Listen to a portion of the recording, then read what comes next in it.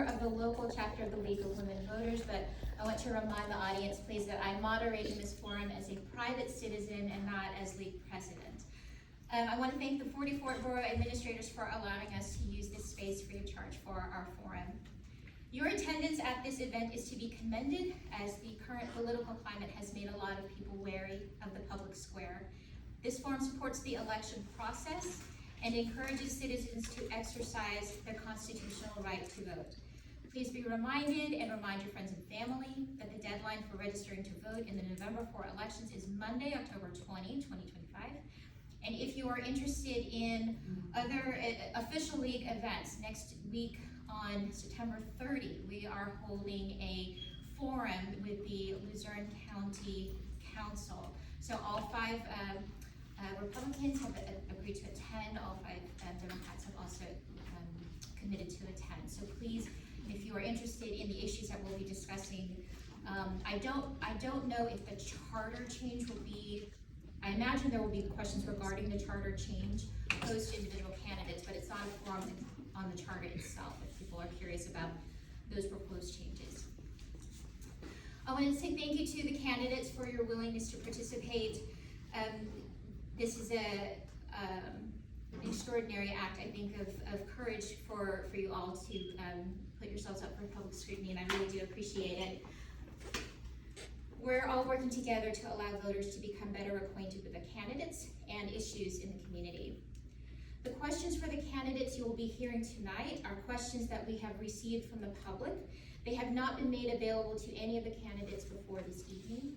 We hope the candidates will find these questions helpful in understanding which issues are important to you as the constituents.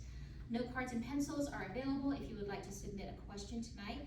Those questions should be addressed to all the candidates and limited to one subject only. The opportunity gives us the first response to questions that will be rotated among the candidates. So, for example, LeeAnn will answer one question first. In the next round, Amy will answer one question first. Okay? The hallmark of democracy is the willingness of all members of our community to treat each other with courtesy and respect, regardless of differences in positions on issues. It is in that spirit that we are here to engage in a vital part of our democratic process. We'll start with candidate introductions. My good friend Lucas, who I just met tonight, will help be the timekeeper as part of a civics extra credit, I'm hoping, that you'll get for school. The candidates will have 2 minutes to introduce themselves. If you've not prepared a statement, a good guideline is why you're running for office and why you're qualified for office. And at the end of the forum, candidates will have 1 minute to give a closing statement. These questions are divided into questions for the mayoral candidates and questions for the council candidates. Each candidate will have 1 minute to answer the question. Please give these candidates your full attention. Please refrain from cheering, applause, or other audible reactions. Candidates are only to address the moderator and not the audience or each other. Does anyone have any questions or comments before we begin? Okay. Well, again, this is a grand experiment that I've never tried with 44 before, so I appreciate everyone's feedback and your participation. Okay, so Mayor candidate Tony, I'm going to give you the floor for 2 minutes. Thank you, Laine. First, I'd like to say one of our members, Corbett, was unable to attend tonight. She was planning to. However, she had a death in the family just a few days ago, so she's dealing with that. I wanted to thank you, Laine, for having us here and holding this event. It is very disappointing that all of the candidates are not here. I think this is a great opportunity for residents to meet all the candidates in a public forum, a non-partisan one, and ask questions and have them answered for them. And I think it's particularly important for this election. Many residents may not be aware that this is the first contested election in 40 Fort in a number of years. With the exception of probably 1, maybe 2 people in the current council and mayor, none of those people have ever run for office. They were appointed to their positions to vacancies by other members of council, and then they ran as incumbents, which, as everybody knows, usually incumbents win, except in the last primary where we defeated two incumbents. My name's Tony Smith. I've been a resident of 40 Fort since 1998. I'm married, I have 2 kids, 6 grandkids. As far as my qualifications for the office, I've been a police officer for over 20 years. I was a police officer in 44 for 8 years, served as a sergeant. During my time there, I observed a lot of issues from internally, not with just the police department, with the borough in general. And unfortunately, when you're part of the organization, there's only so much change that you can affect. So to have the ability to affect that change in this capacity running for mayor, I left 40 Fort and went to Corbett Borough, at where I'm a sergeant there now. However, my 8 years involved with the government of 40 Fort, I'm very familiar with daily operations and how things go. 2 minutes on this one. Right? Yeah. Why 2 minutes? Okay, and I'm also an Army, I'm a disabled Army veteran. I spent a number of years in the Army. And in that time, I've been part of run organizations, millions of dollars of equipment and hundreds of personnel. So I apologize. That's right. Wow, Thank that was you. 2 Well minutes. done. 2 minutes goes fast, yeah. And he couldn't even give me that. He's doing his job, Tony. My favorite. Thank you. Oh yeah, 2 minutes. LeeAnn, we'd love to hear from you. My name's LeeAnn McDermott, LeeAnn McCullough McDermott. I've lived in 40 Fort my whole life, 59 years now. Same house, actually, pretty much. My father was mayor back in the 70s. He saw everybody through the 72 flood. He was right there sandbagging when the dike broke, had to run for his life. I have 2 children, one is a lawyer, one is a police officer. The reason I wanted to join council or run for council is because I've been made aware of a lot of issues in our town. I'm talking to all of the neighbors and public. We're finding that they're not happy with a lot of things that's going on in town. Also, there's the other side, that they're not aware of what's going on in town. And when we make them aware, they have a lot of questions to be answered. So running is gonna help me to be responsible to the community and answer questions that they have and decide things that are right for the town of 40 Fort based on what their likes and requests are. Go ahead. Hi, I'm Amy Carrozza, and I just want to again echo what Tony said. Thank you, Laine, for doing this. I think it's super important. I really think that we need to have more opportunities like this across not just 40 Fort, but like, I don't know, the state, the world. I think we are lacking in open discussions on just coming to find common ground. The media and the kind of the whole tone of things lately are focusing on areas where we're all divided. And I think when you go out and you really start having discussions with people, you will find that there are so many more things that you have in common with people than you do differences. And something like this is just a welcomed opportunity, so thank you. But like I said, I'm Amy Carrozza. I have lived in 40 Fort since 2017. I live here with my husband and 2 teenage daughters. One is at King's and one is at Valley West. Go Spartans. My background is in finance.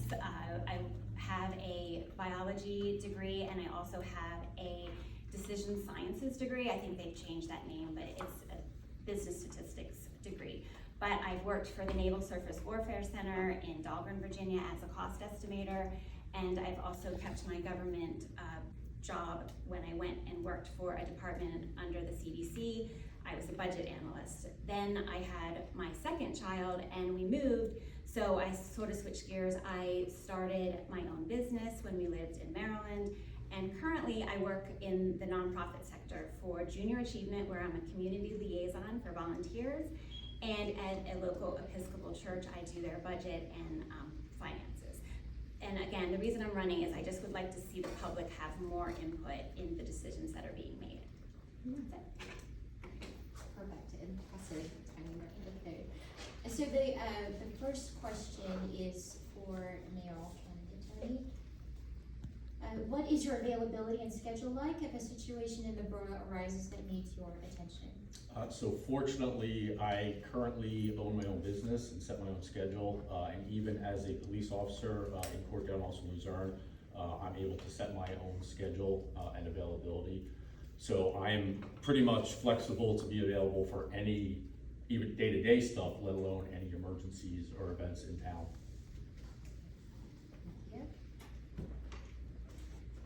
first question for, and let me know if my voice starts to fade, please, raise your hand. Questions for both borough candidates. We'll start with LeeAnn and then we'll go to Amy. What do you consider to be the biggest priorities for the borough? I think one of the biggest priorities for the borough is to be open to the community, and, you know, everything needs to be with the community's input, not decisions made behind closed doors or anything like that. They're the taxpayers, they get to decide where money is spent, what's important,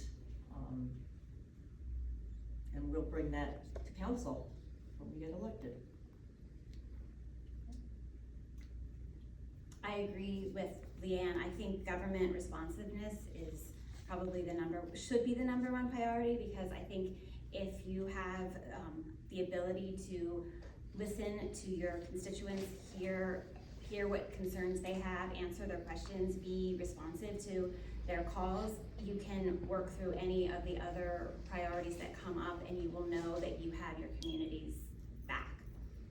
And the community will know that you have their back. I think public preferences should be considered in all the decision-making processes, and it needs to be more open. We can't just expect it to happen at a meeting on a Monday night. Not everybody is available at that time, so I think opening up other means to get public participation is important. And again, if you have other questions, you can still use the note cards and just pass them up to the table if these inspire more questions. I would remind, we have the room until 9 o'clock, but if we don't go all the way till 9 o'clock, that's totally fine. Alright. This is a question that was submitted online to you. How will you support and push for funding for programs like Head Start, reduced childcare, reduced or free school lunches for students for those in our community? Read that again, please. Sure. How will you support and push for funding for programs like Head Start, reduced childcare, reduced or free school lunches for students for those in our community? So some of those seem more like national issues. You're talking funding at federal levels, filter down to the state. So, and a lot of budget type items are more of a council issue as opposed to the mayor. However, as mayor, your position is to advocate for all the resources possible for your residents, and also make sure your residents are aware of what is available for them in the public sphere. And a lot of that comes back to, again, open government communication with the public. Currently, most residents have no idea what's available or what is going on in the borough. Part of our plan is to live stream meetings, post videos of them online, restart the newsletter that used to go out to the residents throughout town, and that way it will folks will have an opportunity to know what's available for them, and also to reach out for us and let us know if those are things they have concerns about and how we can help them. Did I go? No. Okay. I saw the card flip out of the corner of my eye. Sorry. The cards. This is a good civic exercise for everyone. Okay. This one will start with Amy, and this was also submitted online. Actually, this was submitted like 6 or 7 times by folks. Of course, this is regarding the 40 Fort pool. So what is your approach to reopening and the maintenance of the 40 Fort pool? Okay, well, I'm glad I got this question. I'm on the pool committee. One of the reasons why I wanted to run was because I really wanted to make reopening the pool a priority. We have a great group of people that are on the pool committee, and we also have a pool advisory board that the council let us create. And on that pool advisory board, we have a number of passionate people with background in engineering, project management, finance, and we've come up with a pool sustainability plan that allows the pool to open using the grant money and getting the repairs done, and at no cost to the taxpayer. And going forward, we even have a way to continue to add money so that any future repairs will also be covered under that budget that we have. And available, I would be happy to show any of you the sustainability plan that the pool committee came up with. LeeAnn. Well, obviously, I grew up going to the pool. My kids grew up going to the pool. It's always been part of our family. I have a new grandchild on the way. I would like to have the pool available to my grandchild. I think it's an important part of our town. There's not many towns around us that have pools. It's a great gathering place for friends and family. Kids can learn to swim. It's always been a big part of our town, and I want to bring that back for the residents. Good.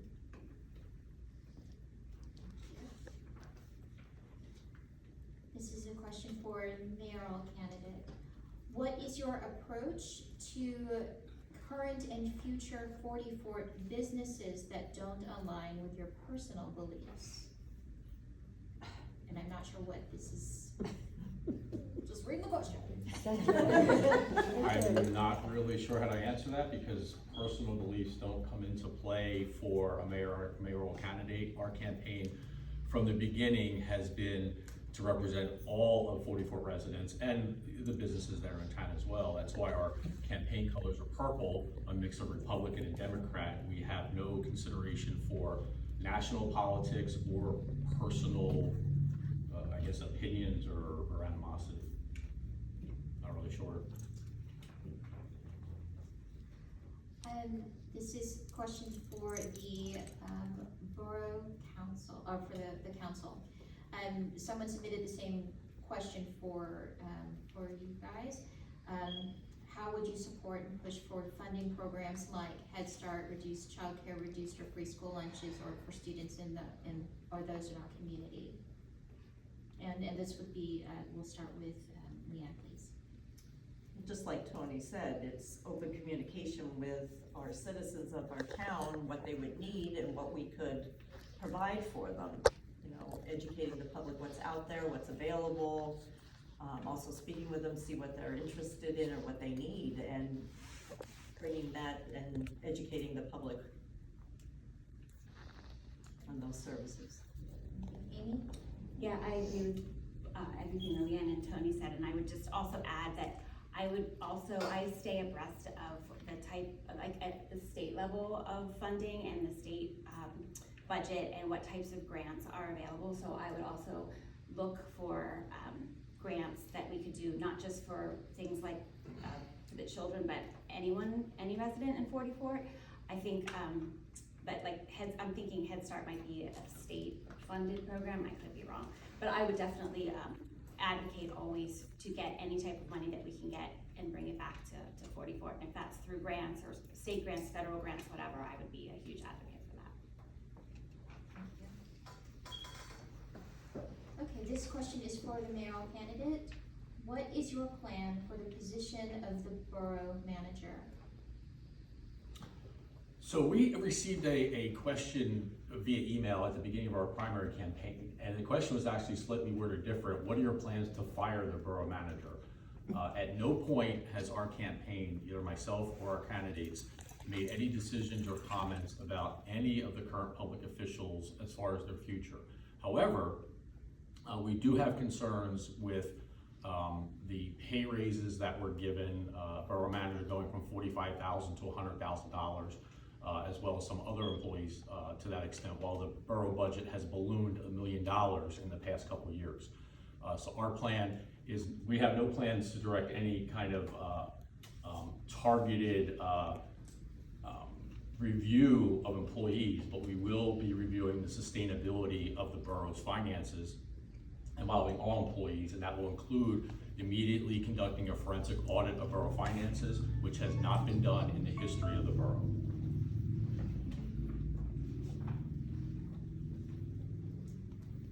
This question is for both candidates. Forgive me, did I start with Amy? I think it's me. Will you commit to openly disclosing all financial transactions by the borough? 100%, that's easy. I don't know. That's an easy answer. LeeAnn? I agree 100%. The public should know where their money is going.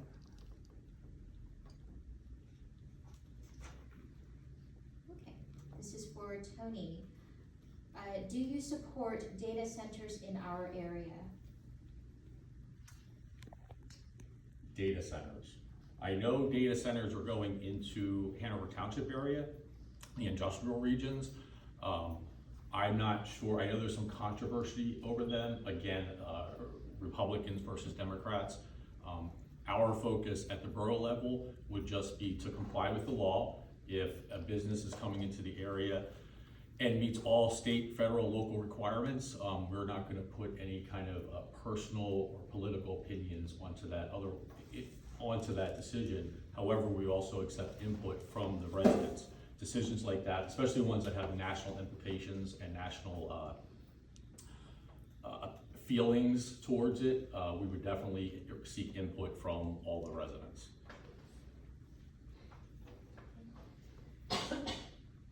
LeeAnn, maybe the same question. What is your position on data centers in our area?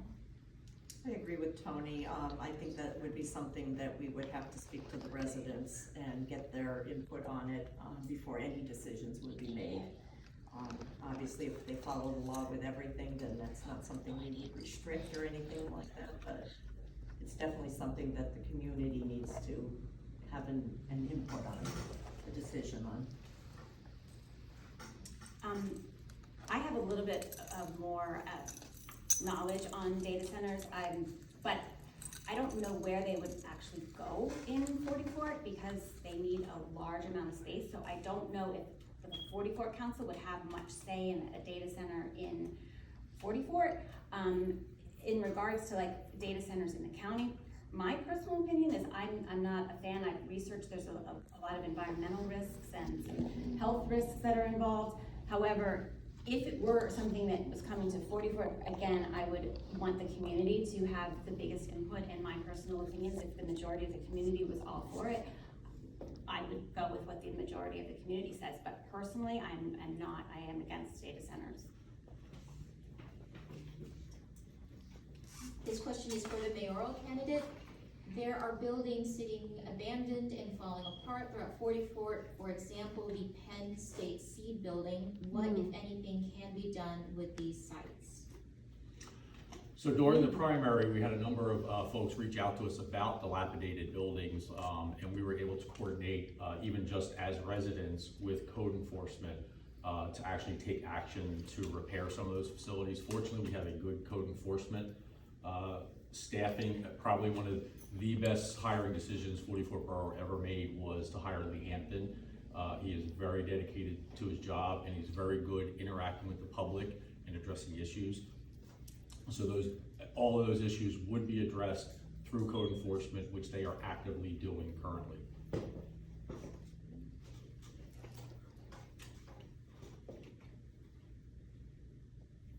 I believe you answered this, but because it came in on the public, I want to go ahead and get this question down.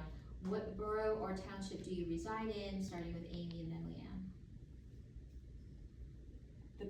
You mean, I live in 40 Fort Borough, but, oh, we just have, okay. Yes, I believe you answered, but I wanted to All right. clarify because it came from I don't know, this is a trick question. The question is More answered. too. I don't know. Okay, sorry about that. All right. Okay, this question is for the mayoral candidate. What is your stance on regionalization? Regionalization is a very hot button issue. There are pros and cons to regionalization of police, DPW, all kinds of public services. I believe, and we have not put out any statements on this, but I believe our team and myself in particular feels that because there are so many pros and cons, these are not decisions that should be made strictly by a couple people sitting at a table who are only elected to office for a couple years. What we would like to do is regionalization for the police department, for instance. The current mayor said at one of the council meetings, the 40 Fort Police Department will go away and will be part of another regional department. Eliminating an organization that has existed for probably 100+ years is a decision the residents should make. So decisions like that should be by voter referendum.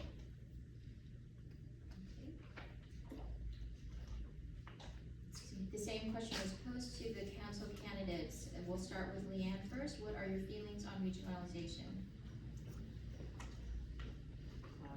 Well, let me just give you an example. My neighbor had a problem with a sinkhole in the street. She called the Borough Department of Public Works, she called Bonnie Arnone, she sent emails, a week and a half, nothing was done.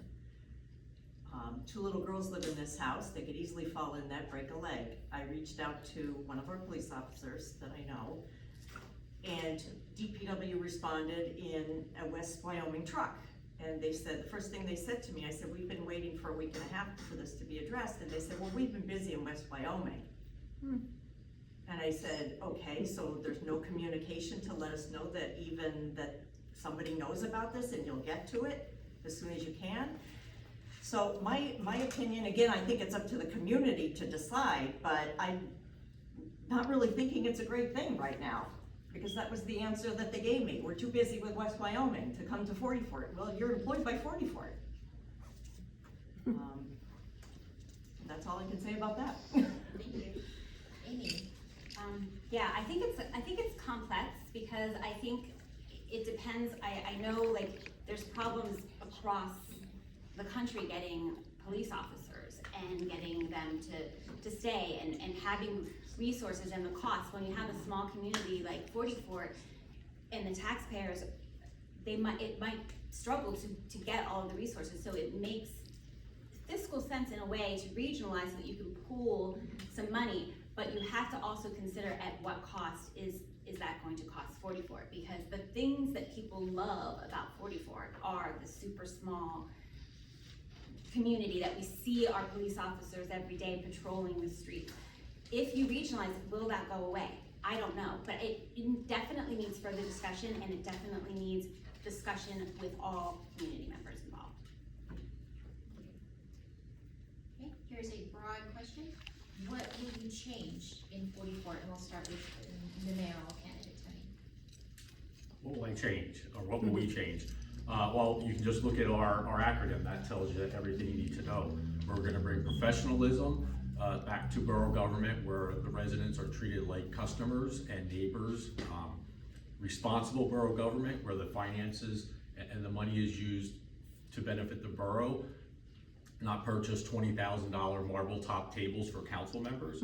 Open communication, where the public is kept informed and involved in every step of the process in government decisions. Unbiased treatment for the residents, and a borough that is dedicated to serving the residents of 40 Fort.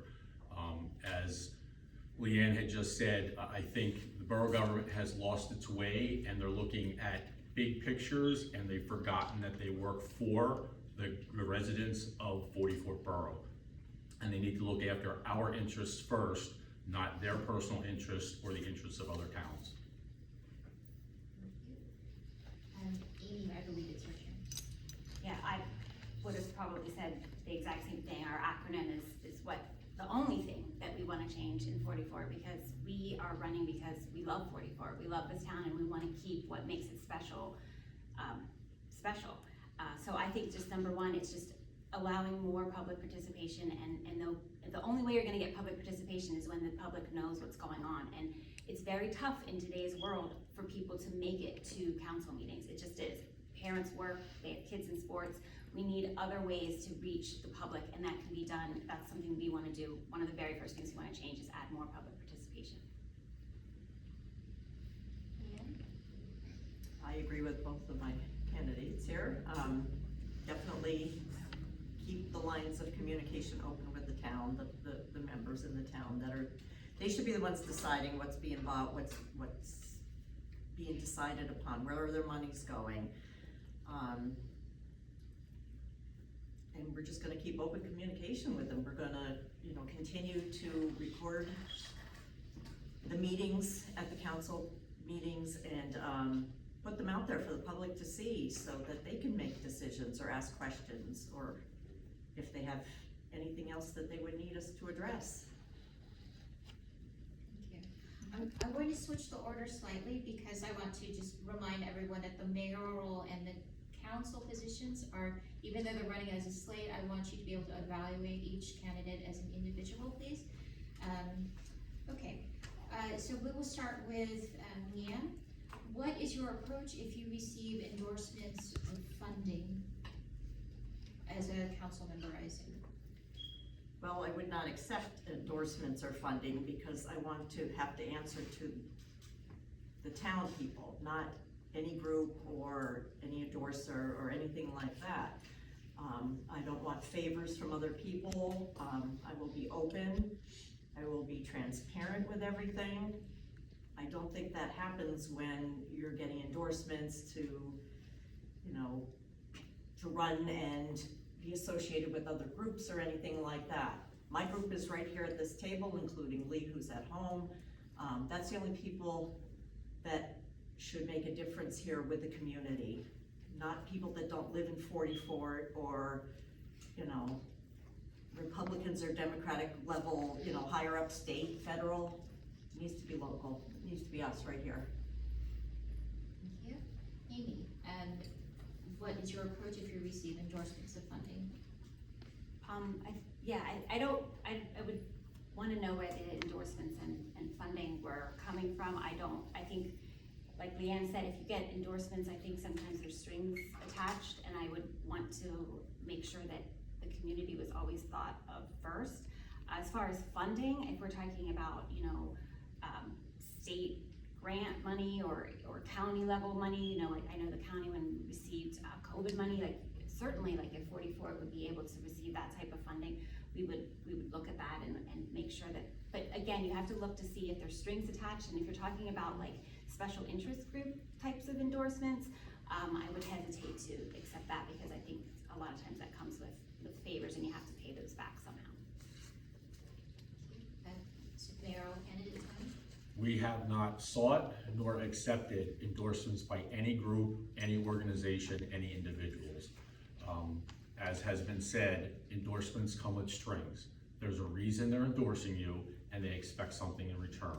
The only endorsement we want is on election day, when the voters go to the polls. We will work for the people of 40 Fort, nobody else. Period, stop. You touched on this earlier, but because it came in as a question, this is an opportunity for you to give more specific, develop your answer a little bit more. And these have to do with increasing public participation and keeping the public informed of topics. What are your plans for that? And we'll start with, forgive me, Amy? Yeah. Thank you. I think, yeah, we touched on a little bit, but we would like to have the meetings be on Zoom, like available. Also, the meetings kept recorded so that people can go back and look at meetings. And maybe perhaps bringing back things like town halls, especially for big important issues. I know like there's sometimes public hearings, but you could probably have that for when you're talking about a big issue. Things like regionalization, I think should involve like a type of town hall or public hearing type of situation. Bringing back newsletters so that any events that are happening, also just having a number where the residents start to know that they will receive at least a response, whether or not the issue gets fixed right away, they at least know that we're working on it. Yeah. I think the newsletter is also a good idea, that we bring, you know, issues to the public via the newsletter, because a lot of our older community members don't go on Facebook, or, you know, they don't have access to that kind of stuff, or they're just not able to use it. So I think, you know, going house to house and handing out newsletters of what the current issues are in our town and what we want to do to kind of make things better and get their input that way. Tony? Could you read the question again? I'm so sorry. Yes, how would you increase public participation and keep the public informed? So as has been said, we've talked about posting things online so people can access it during the meetings from home and also afterwards by having videos there. This has been being pushed for council for a number of years. Even at one of the council meetings, former council member Phil Mertz even said, yes, this is something we should look into. 40 Fort Borough has never followed up with this. It's a simple matter, as people here can see, of sitting somebody there with a camera and live streaming it. It's not difficult. Unfortunately, the current borough government does not like things to be out there in the public, as they discovered at one of the prior council meetings when they were caught on tape saying how the pool is not a priority. So they do not want the public involved. We will keep the public involved. As far as council meetings, this is a personal pet peeve of mine. Currently, you can speak at the beginning and that's it. They gather you down the rest of the meeting. Our meetings will be public comment before, during, and the very final word will be the residents. They should have the final say at council meetings, not council people. Thank you. There's one question for the mayoral candidate that's not for the council. Please describe your position regarding new contracts for 40 Fort Police. Please provide your position, please describe your position regarding new contracts for 40 Fort Police. I'm not really sure. Background of this, I'm sorry. Yeah, I'm not really sure what that, Okay. I can't answer that, it's too vague, I'm not sure. Thank you. I apologize.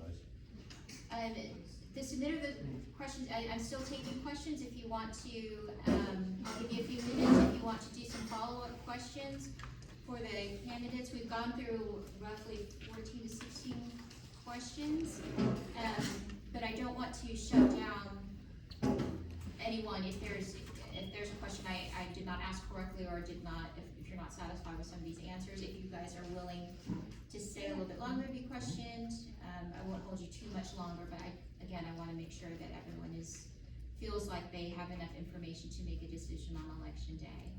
So be in your thoughts for a few minutes. People compose themselves.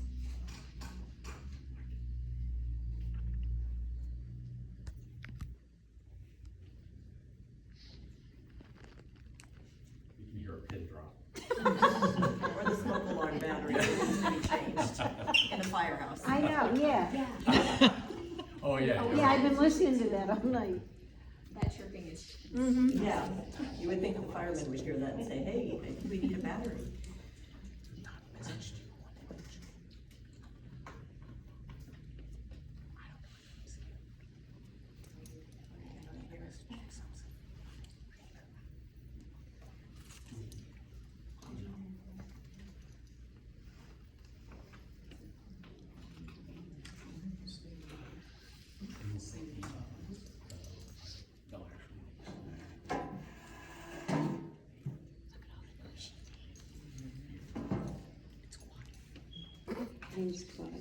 Now that's all I can hear. That's Is all I everybody can else? Can't unhear it now. Oh, it's been going all night. Oh, yeah. I thought it was somebody flew over my room before. That's funny. There's council members here, maybe they'll take care of that tomorrow.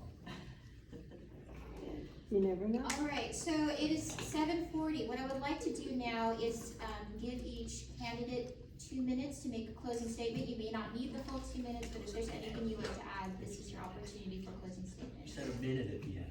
It's all right. She said. That's okay. Well, I don't want, well, actually, I was talking 2 minutes last I'm time. not running any quicker. Some of us tend to go a I little was more. trying to condense it in All my in head. this chance.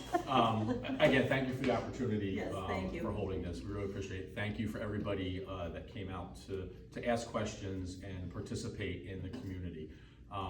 The main thing I want to point out for this coming election is there's a very simple choice. It's status quo. If you're happy with the pool being closed, $20,000 council tables, $100,000+ salaries, then you can vote for our opposing team. 2 of the candidates of which are current sitting council members, so they're the ones that had a part to play in everything that's going on currently in the borough. However, if you want more professional government, responsible with your taxpayer dollars, open communication with your elected officials, unbiased treatment of the residents, and folks that are dedicated not to personal vendettas, personal missions, special treatment for outside groups, but strictly for 40 Fort residents, then I hope you consider our team this coming election. LeeAnn, can you start, please? I agree with Tony. If I am elected, I will definitely be open, professional, responsible. I'll be out there talking with the residents of our town, finding out what their concerns are, their issues are, and help to address them as best as I can. I am not a politician at all. I'm just a 40 Fort resident that wants our town to succeed and be the way it's been over the last 20 years up until recently. So I'd like to bring that back for everybody. Amy? Yeah, and I just want to say again, thank you to everybody that came out tonight. I think it's super important. I think so many people do not realize that local elections they affect your daily life way more than any of the like state and national elections. So a lot of people just don't pay attention and don't vote. And if anything, I just want to ask you, I'm sure if you're here tonight, you're planning on voting, but tell everyone you know to vote. Even if they're not registered to vote, get them registered to vote, because at the end of the election, whether or not we make it to office, if we have the majority of the town votes, then the majority of the town has spoken, and the majority of the town will get what they want. And that's we had such a low voter turnout, and it's consistently going lower, and that's a real shame, because like I said, local elections affect your daily life, and you have an opportunity to help control where your taxes go, and that means you should go out and vote. So one other thing I forgot when you said about changing, we also all agreed that we would not take any of the salary that you make as council or mayor, so I wanted to put that out there. We also have signs and door hangers if anybody wants, and if anyone here wants us to come personally to their house and speak further, we'd be happy to do that too. So I just want to close. I want to say thank you so much for your participation. Some of these forums that I've done, I've had to shush people, and I'm very shy about shushing people, so I appreciate your patience and your attention with this. I do want you to know that I made every effort to contact all candidates and to get their participation both in spoken form and in writing. I think the climate just didn't, understandably, but this is a dumpster fire in some ways of civic discourse, and your participation shows your commitment to improving the political climate, talking to our friends and neighbors, and I really do appreciate your time. Please come talk to me afterwards, or you can message me on Facebook if you have questions about this forum, if you want to know how to conduct your own forums. That's what League of Women Voters is here for, and I offer that as just a member of that organization. So thank you again. Have a wonderful. If someone could please help me put away I did not put on my furniture moving shoes, and so